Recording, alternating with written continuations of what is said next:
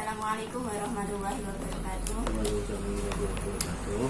Nah, di sini saya Siti Yuniaria, NIM 19404000058. Di sini saya sudah bersama narasumber saya, yaitu dengan Pak Salam, ya Pak. Di sini kami akan melaksanakan podcast dengan tema Islam dan akulturasi budaya. Apa sih Islam itu, Pak? Ya, Islam itu kan menurut bahasa kan damai, selamat gitu. Terus apa itu yang dimaksud dengan damai dan selamat, bisa dijelaskan? Damai dan selamat itu maksudnya kalau kita umat Islam bisa mengamalkan ajaran Islam dengan maksimal dan menyampaikan Islam dengan damai, hidup kita itu akan mendatangkan kedamaian dan keselamatan baik di dunia dan besok di akhirat gitu. Terkait dengan budaya Islam, Pak, bagaimana dengan budaya Islam yang ada di sini? Budaya Islam yang ada di Jawa khususnya itu memang kita itu merujuk pada perjuangan dakwah para wali songo. Salah satu contoh Sunan Kalijogo yang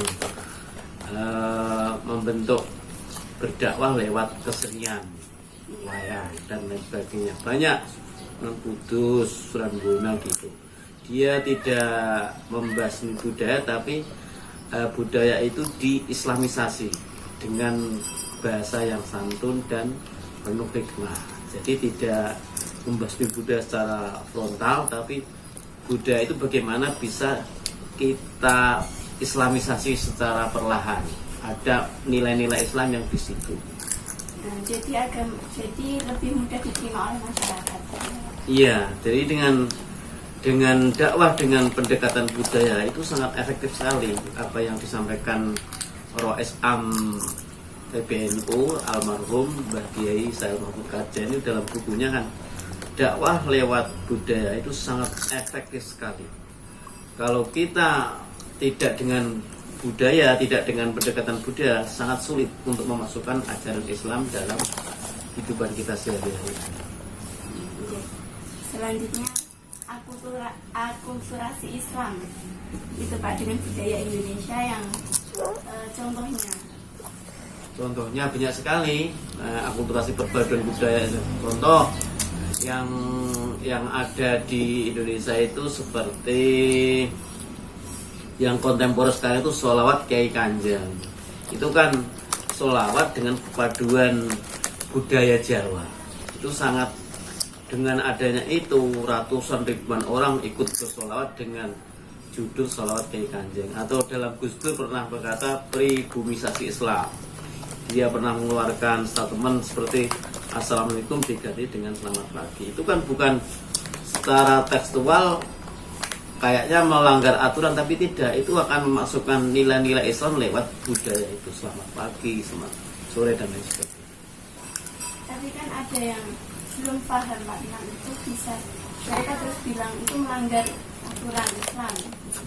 Yang mereka belum paham itu karena memang mungkin pendalaman ilmunya belum cukup untuk memahami tentang Islam itu, karena ada hadis al-adah muhakkamah.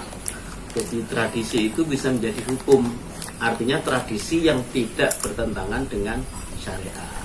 Banyak, contohnya selamatan itu kan tradisi, perintahnya ada kita untuk bersedekah, tapi praktek di lingkungan Jawa itu kita ada selamatan, bancaan, sedekah bumi, itu kan intinya perintahnya sedekah, tapi prakteknya tidak harus sedekah secara harfiah, tapi secara maknawi, secara budaya.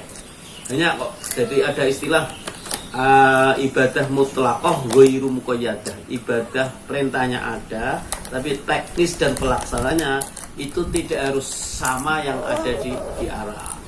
Sedekah kan bentuknya macam-macam, ada selamatan, sedekahan. Kalau kita bisa memahami secara itu enak. Islam itu damai, tidak tabrakan dengan tradisi. Jadi bisa bekerja sama, bisa merangkul gitu. Harus memahami ya, Pak, budaya kita. terus kan itu Pak, dulu perkembangannya dalam Islam ini bisa masuk dengan dan diterima oleh masyarakat, itu dulu gimana prosesnya? Ya itu seperti Wali Songo itu tetap lewat pendekatan budaya. Dia jadi kalau ada kesenian wayang gitu, ya para wali itu ikut nimbrung. Tidak langsung ini haram-haram, tidak, tapi dia dengan pelan-pelan, dengan sentuhan hati santun bisa memasukkan ajaran Islam lewat kesenian.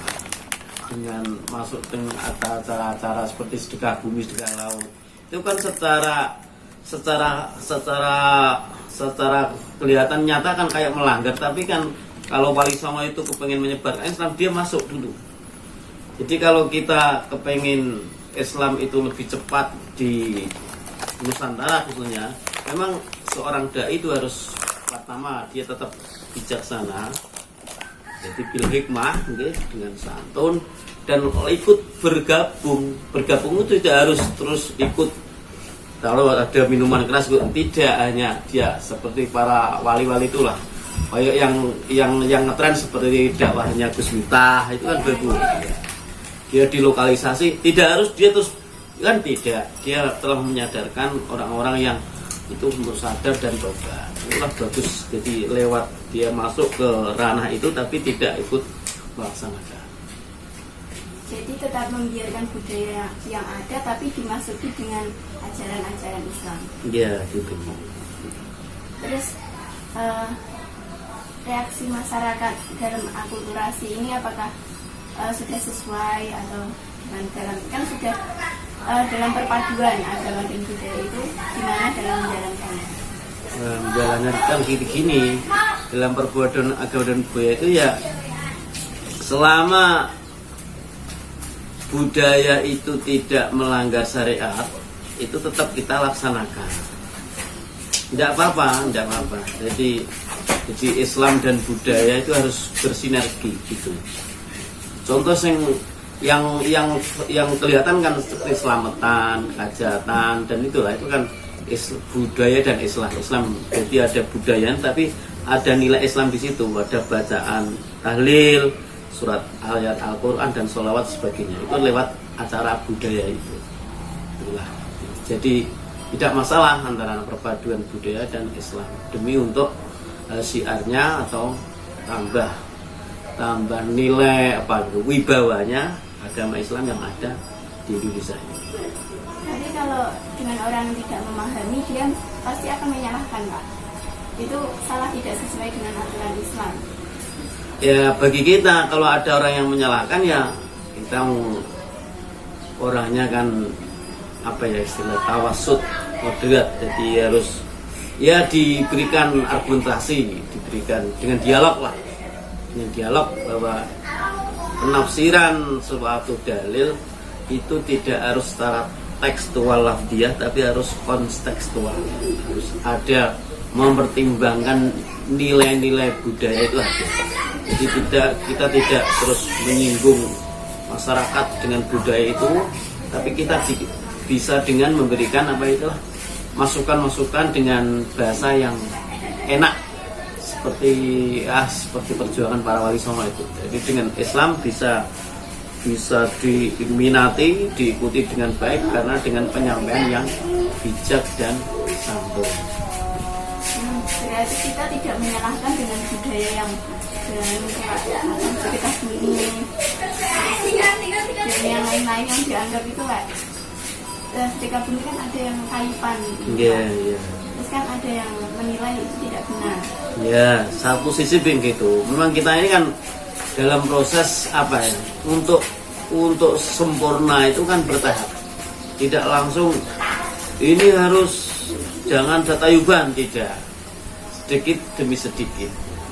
Sudah baik kok ada tayuban terus lakonnya tayuban itu paling tidak ada pencerahan pakaiannya yang menutup aurat. Setelah tayuban sholat kan harus ada gitu.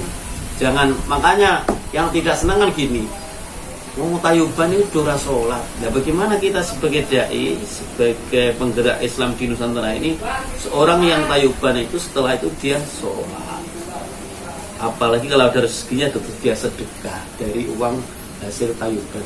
Jadi tayuban jangan langsung dimaknai memang secara umum itu maksiat, tapi lihat dulu bagaimana kita bisa masukinya. Kalau tayuban bisa dimasuki dengan dakwah Islam yang baik, bisa baik kok. Jadi tidak ada minuman keras. Kan umumnya kan tayuban ada minuman keras.